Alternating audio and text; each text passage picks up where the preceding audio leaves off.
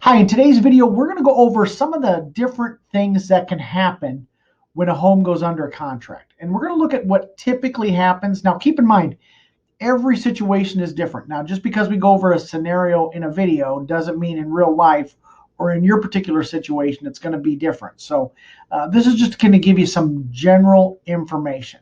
And we're going to start right now.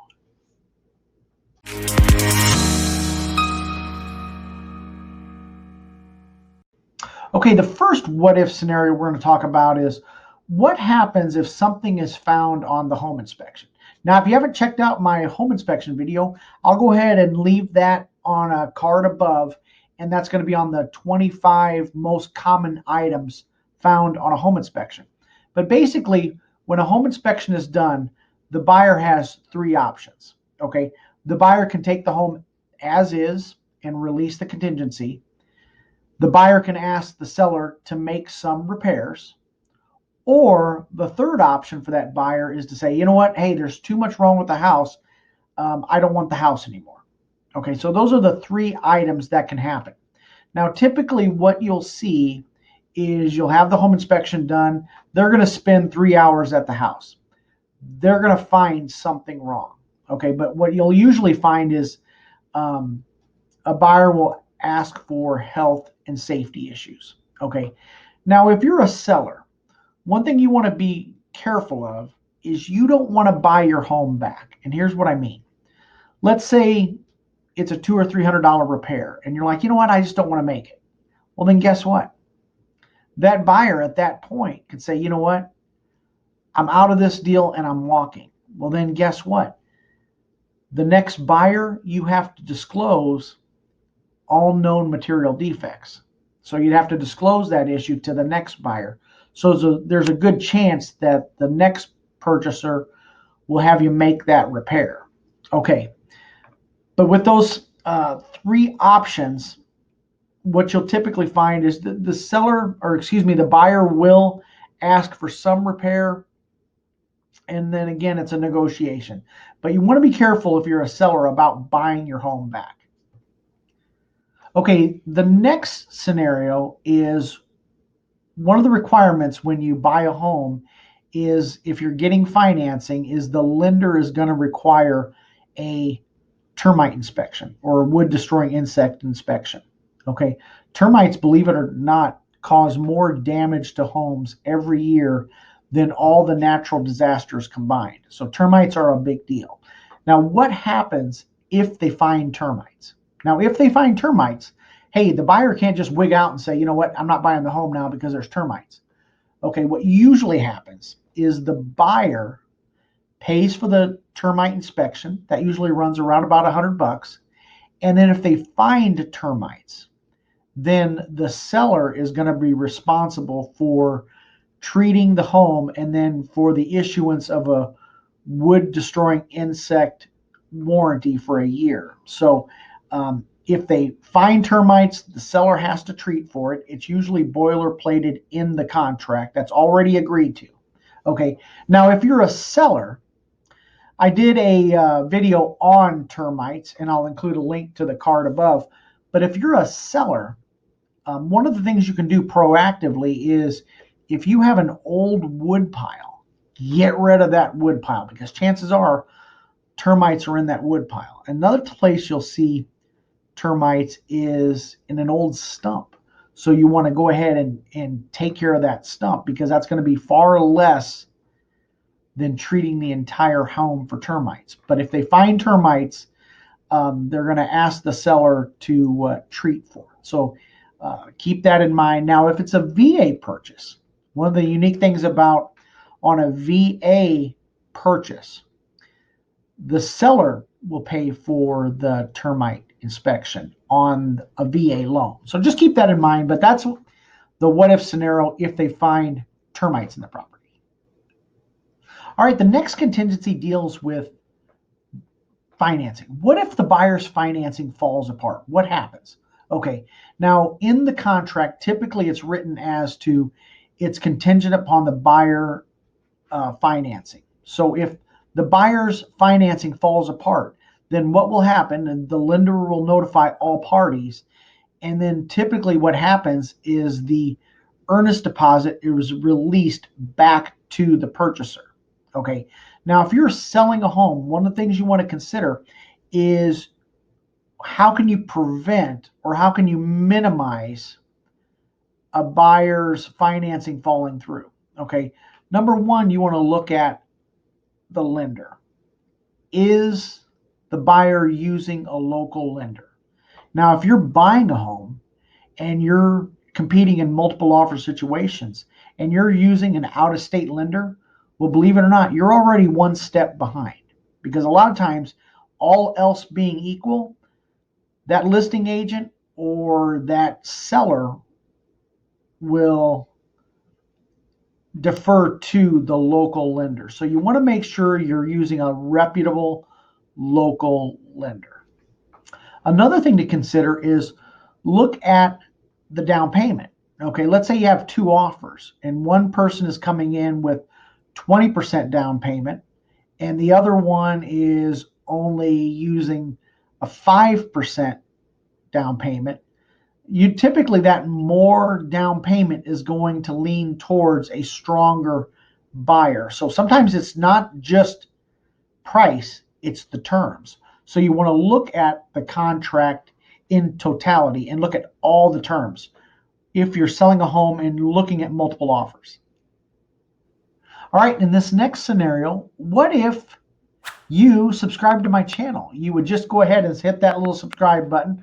Go ahead and ding that notification bell, and you'll be notified weekly of my weekly videos on real estate. So go ahead. I'm waiting. Go ahead and subscribe to my channel.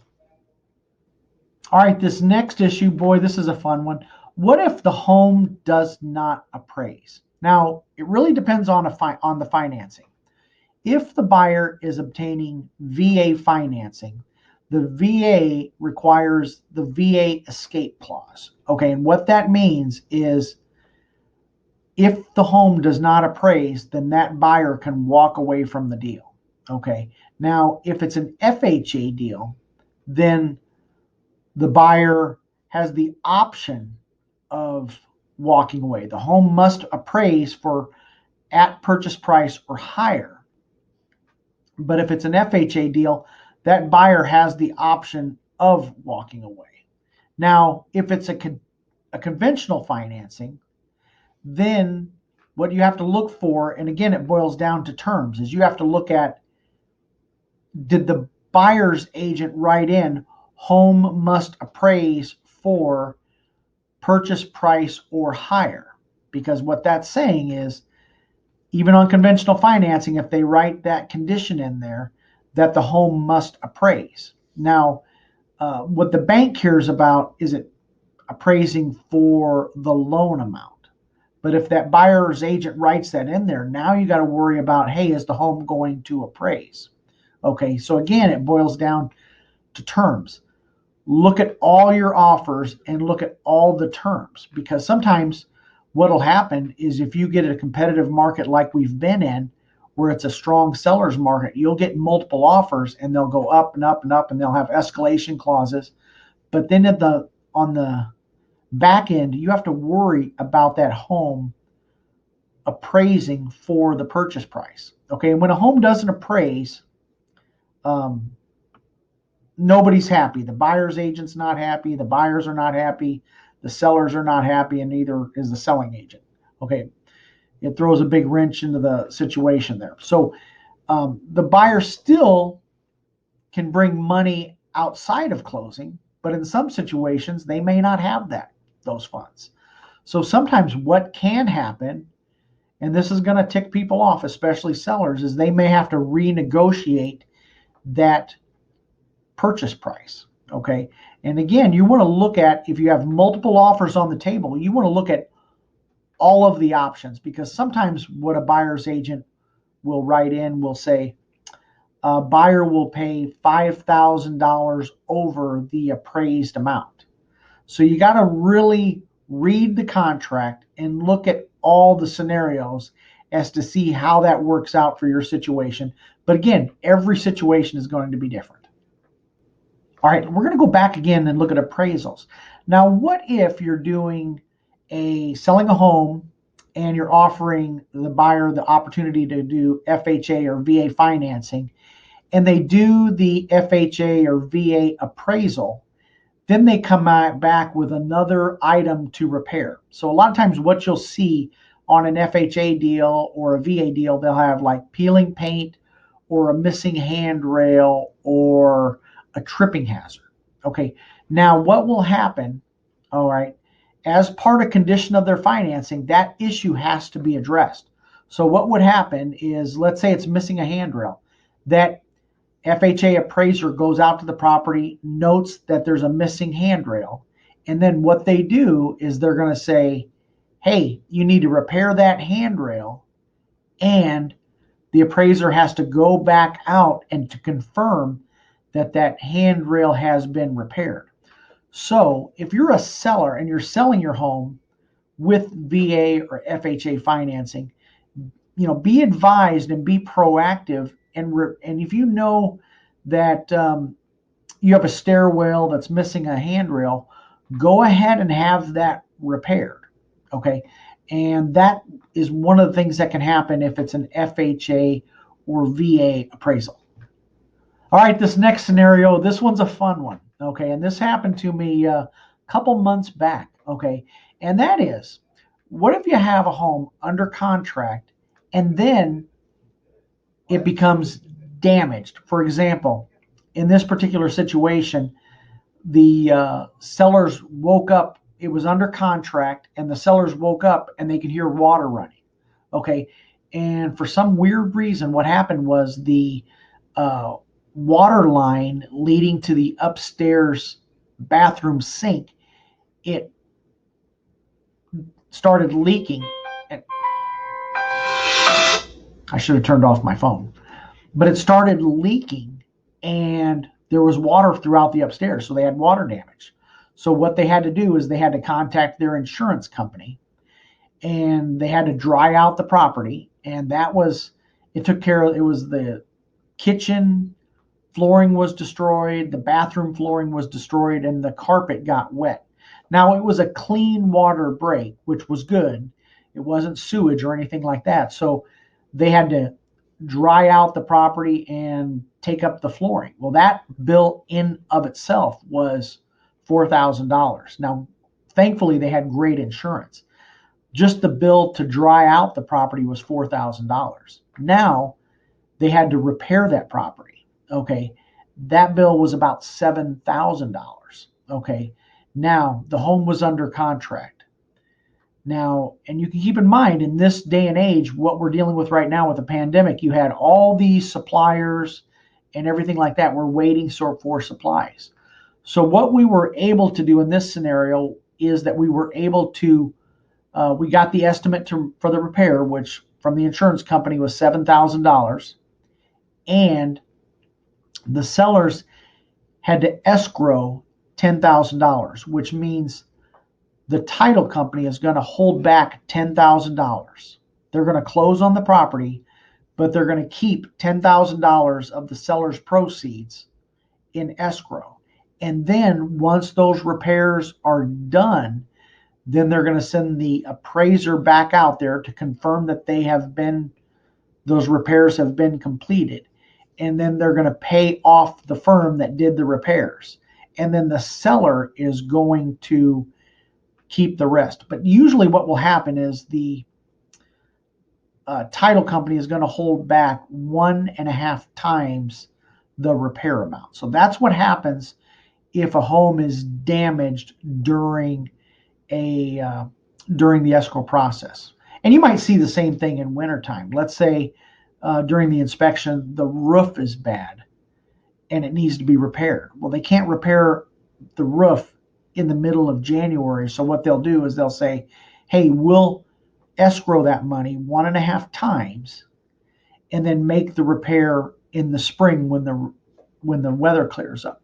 So that's what will happen if something happens to the property during escrow. Okay, this next scenario is what happens if the title company finds a defect in the title, meaning like there's a mechanic's lien or there's some type of lien on the property. Okay, what will happen is when that buyer writes that contract, the buyer writes the contract that they want to buy the home free and clear of all liens and encumbrances. That's in one of the conditions of purchasing the home. So what will happen is the title company will work with the seller in order to release that lien. So maybe it means, let's say for some reason the seller had some work done and they didn't make that repair. Well, then that contractor is going to file a mechanic's lien, and part of the proceeds will have to be used to pay off that lien. So that's one of those scenarios that can happen, is if there's something wrong with the title, how that gets cleared up. And that's why you want to have a good title company helping you conduct closing, and why you want title insurance. Okay. Another thing too is the lender is going to require that as well, because they're not going to loan you money on a property unless it's free and clear of all liens and encumbrances. But that's what happens if there's a lien on the property. All right, this final scenario, this one's a fun one. What if the buyer just up and changes their mind? Okay, I've had this only happen a few times, but I had one time, and I did a video on this, where the buyer was 10 minutes before closing and decided, you know what? I changed my mind. I don't want to buy the house. Okay, this was a rock solid buyer. Great job, great property, but just for some reason, this buyer got cold feet. Okay, what happens in that scenario? Now, typically, what happens is the buyer will lose their earnest deposit. Now, here's what's infuriating, and that is, that's not guaranteed. In order for that title company to release the earnest deposit to either the buyer or the seller, it has to be agreed upon by all parties in writing. So if somebody gets a bee in their bonnet that says, you know what, I want that earnest deposit, well, then they're either going to have to go to court or they're going to have to go to arbitration in order to determine who gets those funds. So it's not guaranteed that the seller is going to get those funds if the buyer just up and changes their mind. Okay. Now, a lot of buyers will say, you know what, hey, I changed my mind, and that's fine.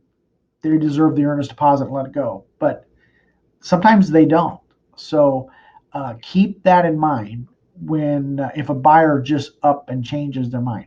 Now, if you're a buyer and there's plenty of opportunity, especially during the home inspection. If you don't want to purchase the home, there's usually your way out, because you have a 14-day window to conduct any and all inspections. Okay. So usually if a deal's going to fall apart, it's better that it falls apart early, because it's really frustrating when somebody, decides to bail 10 minutes before closing. But it can happen. So it's not over till it's over. Now, those are a few of the what if scenarios that can happen during the course of a real estate transactions. Can you think of any other what if scenarios that would be helpful for buyers to know? If so, hey, please leave those in the comments below, and you make it a great day.